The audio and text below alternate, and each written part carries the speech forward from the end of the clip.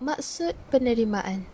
Penerimaan dapat ditakrifkan merujuk kepada Seksyen 2(B) Akta Kontrak 1950. Secara amnya, penerimaan merupakan tindak balas positif daripada tawaran yang diberikan kepada penerima tawaran. Pihak yang berhak untuk membuat penerimaan hanyalah orang yang mendapat tawaran daripada pembuat tawaran sahaja, kecuali tawaran tersebut dibuka kepada pihak umum. Bagi kes penerimaan tawaran hadiah, yakni tawaran yang dibuka kepada pihak umum, pihak yang berhak untuk menerima tawaran tersebut hendaklah terlebih dahulu mengetahui berkenaan dengan tawaran itu.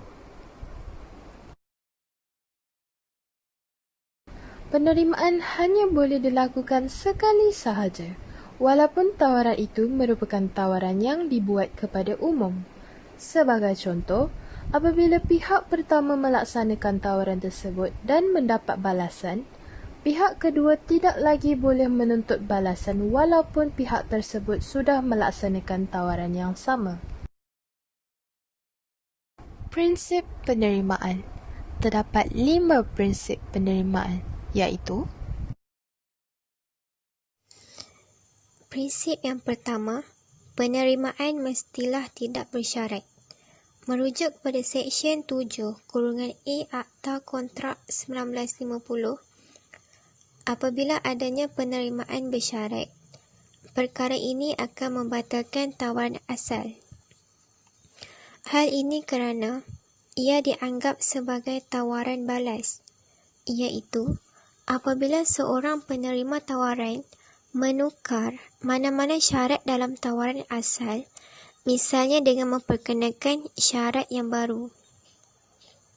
Dalam situasi ini, penerima tawaran asal kini menjadi pembuat tawaran balas, manakala pembuat tawaran asal kini menjadi penerima tawaran balas.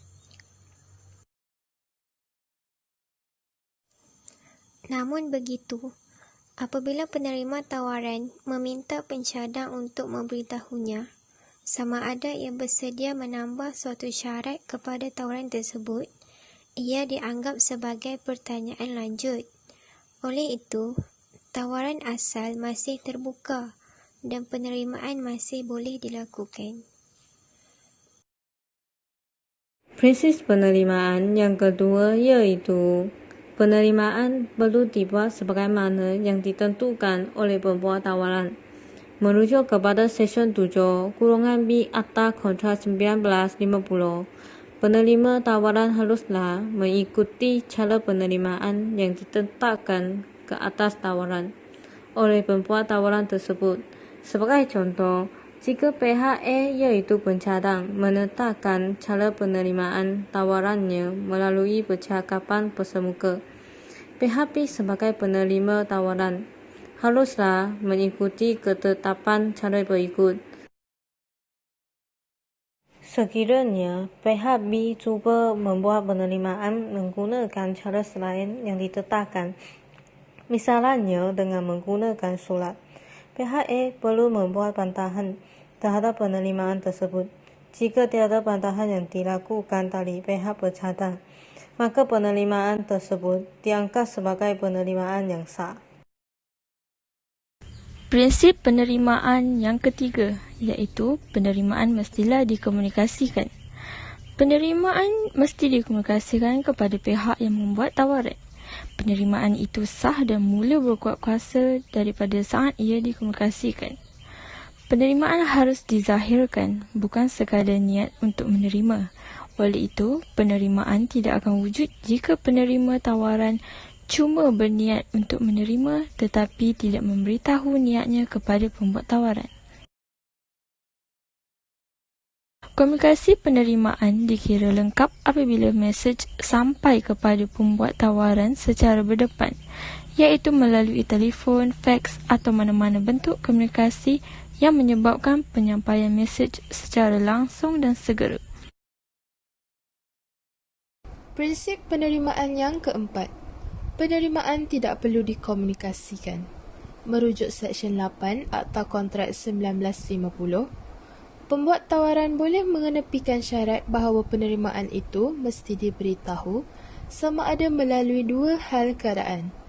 Keadaan yang pertama, membenarkan pihak yang diberi tawaran untuk menunaikan syarat sesuatu tawaran, atau keadaan yang kedua, penerima tawaran menerima mana-mana balasan yang ditawarkan. Menurut Seksyen 8, hal keadaan yang pertama, dalam tawaran satu pihak, pembuat tawaran disifatkan sebagai telah memasukkan suatu terma tersirat yang memperuntukkan bahawa pelaksanaan apa-apa perbuatan atau peninggalan perbuatan oleh penerima tawaran akan mewujudkan penerimaan yang mencukupi dan penerimaan tidak perlu dikomunikasikan lagi. Apabila penerima tawaran melaksanakan perbuatan yang dikehendaki oleh tawaran itu, pembuat tawaran terikat dengan janjinya.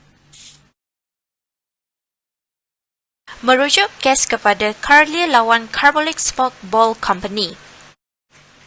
Defendant telah menawarkan $100 kepada sesiapa yang menunaikan syarat sebagaimana yang ditetapkan olehnya.